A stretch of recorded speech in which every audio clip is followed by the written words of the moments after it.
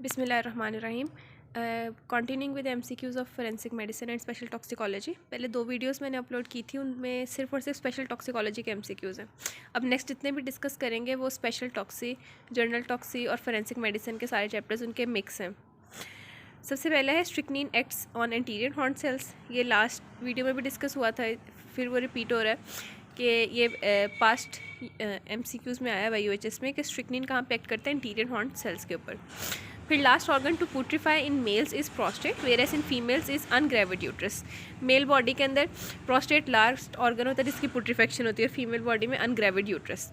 Genitals की जो से होती है वो पुट्रीफेक्शन लास्ट पे होती है, internal genitals you can say.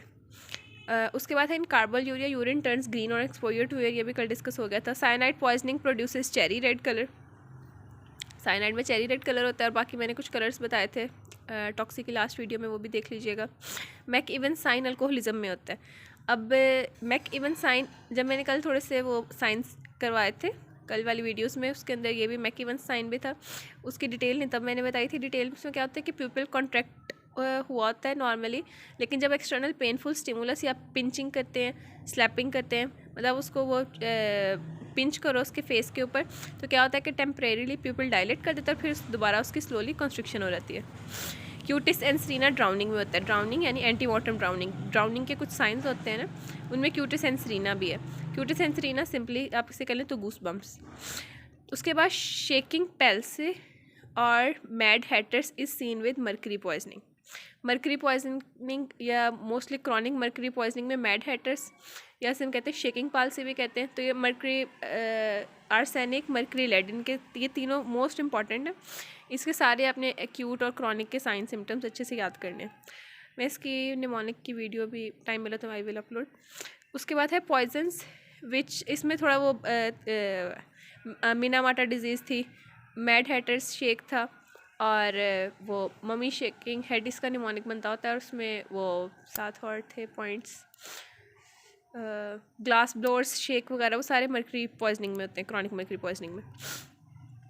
Poison which can be detected in burnt bodies is arsenic. Arsenic को बर्nt बॉडीज़ में भी डिटेक्ट किया जा सकता है। Cephalic index helps in identification of race. Race के आइडेंटिफिकेशन में सिफेलिक इंडेक्स हेल्प करता है। बाकी मैंने आपको पॉइंट्स पहले बता दिए थे कि जो 4 पॉइंट्स है जिससे आप रेस आइडेंटिफाई कर सकते हैं। टेंटेटिव कट्स होते हैं सुसाइड में, और टेंटेटिव कट को हेजिटेशन कट्स भी कहते हैं। अगर इसी के साथ कंपैरिजन में वो डिफेंस वुंड्स ज़्यादा रहते हैं, डिफेंस वुंड्स होंगे होमिसाइड में। प्यूजिलिस्टिक एटीट्यूड होता है एंटी मॉर्टम या पोस्टमार्टम बर्न्स। बेसिकली बर्न्स के केस में होता है प्यूजिलिस्टिक एटीट्यूड, वो एंटी मॉर्टम हो या पोस्टमार्टम बर्न्स में। एंटी मॉर्टम वैसे मेनली होता है। और इसमें क्या होता है कि ये बेसिकली एंटी मॉर्टम में ही होता है, एंटी मॉर्टम बर्न्स के अंदर होगा। प्यूजिलिस्टिक एटीट्यूड में होता क्या है कि बॉक्सर लाइक बॉडी पॉस्चर हो रहता है, एल्बोज फ्लेक्स हो रहती हैं, नीज भी फ्लेक्स हो रहते हैं, और जो सी हैं क्लेंच्ड फिस्ट्स होंगी। ये होता है बेसिकली किस वजह से है कि हीट की वजह से ना बॉडी में डिहाइड्रेशन हो रहती है, और उसकी वजह से बॉडी का ये पॉस्चर बन जाता है boxer like. Death in police custody is investigated by magistrate. उसके बाद precipitant test is use to identify human blood in stains. ये वो जो ब्लड के एग्जामिनेशन के टेस्ट थे ना, उसके अंदर एक प्रेसिपिटेंट टेस्ट भी था। उसके बाद है gelsemium is a spinal cord poison. ये है जनरल टॉक्सिकोलॉजी में से जहाँ पे क्लासिफिकेशन थी। Deferoxamine is antidote used in iron poisoning. ये इंपॉर्टेंट है कि आयरन की पॉइजनिंग के केस में एंटीडोट कौन सा यूज़ होता है, डेस्फ्रॉक्सामीन। उसके बाद है Spalding sign is seen in maceration. Spalding sign में क्या होता है बेसिकली कि स्कल बोन्स की ओवरलैपिंग हो रही है। भी मैंने कल पॉइंट बताया था कि जो अर्लीस्ट साइन ऑफ मैसरेशन होता है उसमें क्या था कि वो गैस बबल एओर्टा में अपीयर होता है, और मैसरेशन का एक और साइन क्या होता है, स्पॉल्डिंग, वो नहीं सॉरी, अर्लीस्ट साइन जो होता है इंट्रा यूट्राइन डेथ का होता है कि गैस बबल एओर्टा में अपीयर होता है, और जो मैसरेशन का साइन है वो होता है स्पॉल्डिंग साइन की ओवरलैपिंग हो रही है स्कल बोन्स की। Impotence is inability to perform sexual act, ये तो नहीं आएगा। अच्छा, smack is crude form of heroin. Ganja is obtained from flowering tops. ये हमसे सर ने वाइवा में पूछा था कि गांजा को कैसे एक्सट्रैक्ट करते हैं। उसके बाद है स्टमक में भी greenish in poisoning due to nitric acid. Nitric acid की वजह से स्टमक की अपीयरेंस होगी ग्रीन। उसके बाद नाइट्रिक एसिड से वो रेलिवेंट मुझे याद है, जेंथोप्रोटिक रिएक्शन कल उसका बताया था, तो वो भी वाइवाज में और एमसीक्यूज में इंपॉर्टेंट है। Lines of Zahn are present in antemortem clots, ये पैथो में भी किया होगा, वहाँ से भी आपको याद होगा। लाइंस ऑफ ज़हन किस में होती है? एंटीमॉर्टम क्लॉट्स में। Conium is a peripheral poison. Emphysema aquosum is seen in wet drowning. Wet drowning होती है, ड्राउनिंग की 2 टाइप्स थी, वो भी अब मैंने एक्सप्लेन करी ड्राउनिंग वाले चैप्टर में, ड्राउनिंग के टॉपिक में डिटेल से बताया हुआ है। उसमें एक होती है वेट ड्राउनिंग होती है, ड्राई ड्राउनिंग होती है। वेट ड्राउनिंग के आगे 2 टाइप्स हैं, फ्रेश वाटर ड्राउनिंग है, सी वाटर ड्राउनिंग है। तो जो एम्फिजीमा इक्विज्म है वो वेट ड्राउनिंग में होगा। एम्फिजीमा इक्विज्म कहते हैं लंग की कंडीशन थी कि लंग्स वाटर फिल्ड हो जाते हैं, वाटर लॉस्ड हो जाते हैं, और उनका वो लाइक वो हैवी हो जाते हैं ट्वाइस दिस साइज, और उसके ऊपर रिब्स की मार्किंग वगैरह, और उसने ओवरलैपिंग करनी होती है, पेरिकार्डियम ऑफ द हार्ट वगैरह, वो सारी डिटेल्स पहले बता चुकी हूँ मैं। आगे है फॉर्निकेशन या मैग्नन। फॉर्निकेशन होता है, नहीं सॉरी फॉर्मिकेशन, हाँ फॉर्निकेशन था जिना, और फॉर्निकेशन का डिफरेंस जहाँ पे था ये है फॉर्मिकेशन, एम से। फॉर्मिकेशन या मैग्नन सिम्टम्स किस में होती है? कोकेन डिपेंडेंस में। इसमें ऐसे फील होता है पर्सन को कि उसकी ना स्किन के नीचे ना जैसे वो रेत के ज़र्रे नहीं होते, उस तरह की अपीयरेंस आती है उसे, फीलिंग आती है वैसे, या अक्सर के जैसे वो क्रॉल कर रहे हो इंसेक्ट्स वगैरह। आगे rigor mortis is stimulated by cadaveric spasm. Cadaveric spasm में बेसिकली क्या होता है कि जो प्राइमरी मस्कुलर रिलैक्सेशन स्टेज होती है ना वो नहीं होती, डायरेक्ट ही वो हो जाता है राइगर मॉर्टिस। नॉर्मली बॉडी में क्या होता है कि जब किसी की डेथ होती है तो पहले थोड़ी देर के लिए ना वो प्राइमरी मसल रिलैक्सेशन होती है, मसल्स पहले रिलैक्स करते हैं, फिर राइगर मॉर्टिस डेवलप होना स्टार्ट हो जाता है, जबकि कैडावरिक स्पैज्म में फ़ौरन ही राइगर मॉर्टिस स्टार्ट हो जाता है।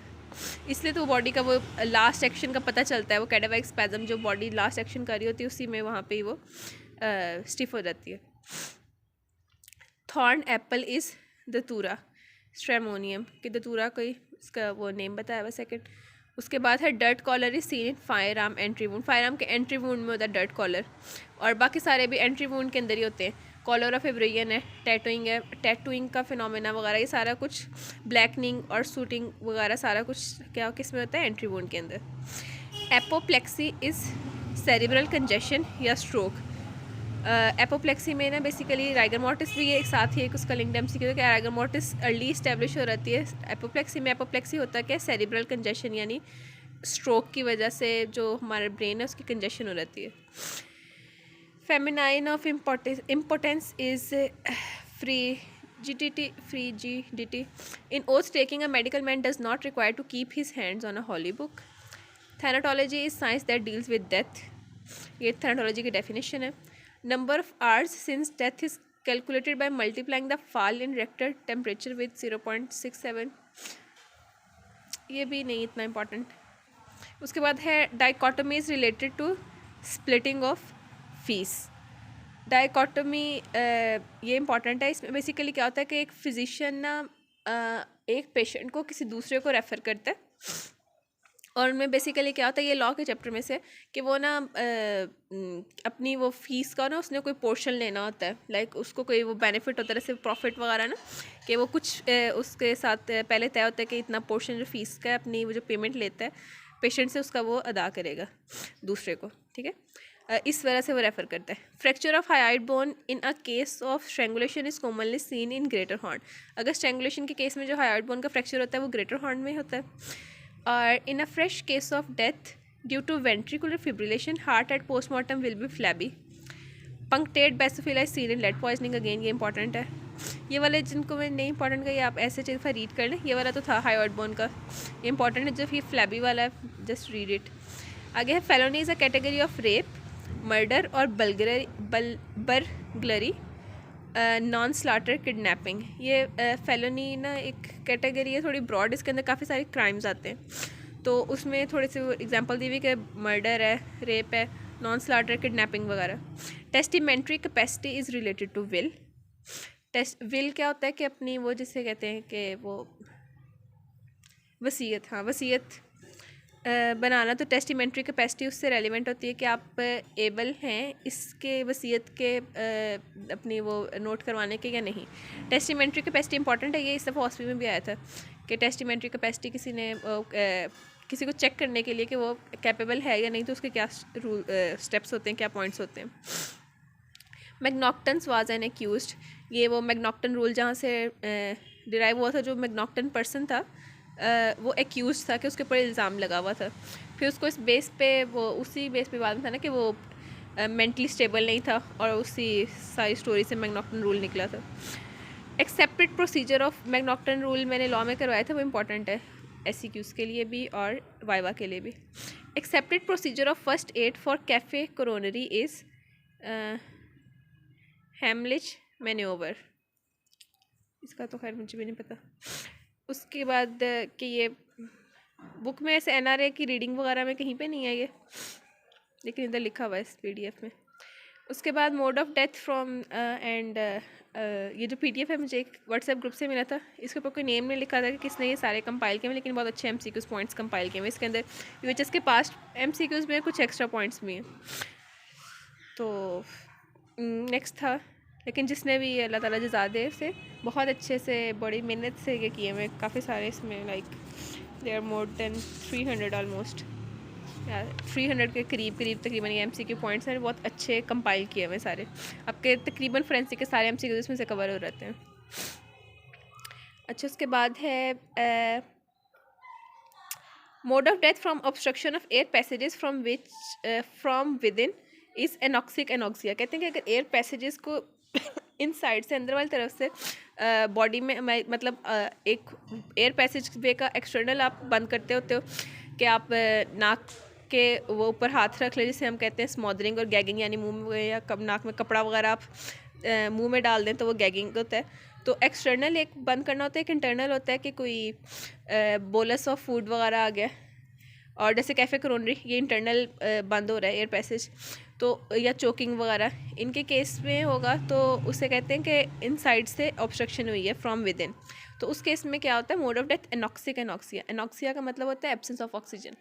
तो हमारी बॉडी को because of no supply of oxygen, body के टिश्यूज़ को ऑक्सीजन नहीं मिलता, या ब्रेन को मेनली ऑक्सीजन नहीं मिल रहा होता।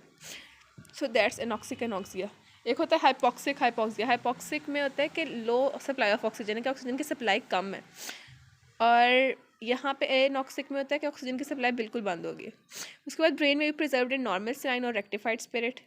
ये तो बार बार रिपीट हुआ है, आपको वैसे ही याद हो गया होगा कि जब प्रिजर्वेशन करनी होती है तो ब्रेन को नॉर्मल सलाइन में या रेक्टिफाइड स्पिरिट में करते हैं। CSF प्रिजर्व किया रहता है in poisoning due to alcohol में। Long bones are preserved in poisoning due to arsenic, lead और एंटीमनी। ये भी इतना इंपॉर्टेंट नहीं है। Exhumation is usually done in early morning. Exhumation को अर्ली मॉर्निंग में करने का पर्पस ये होता है कि प्रॉपर लाइट हो, और ये नेक्स्ट वाला नहीं है। सो मतलब मैं वीडियो लेंथी हो रही है, मैं नेक्स्ट पार्ट में बाकी MCQs कराती हूँ। इसमें कोई कन्फ्यूजन हो तो आप पूछ सकते हैं।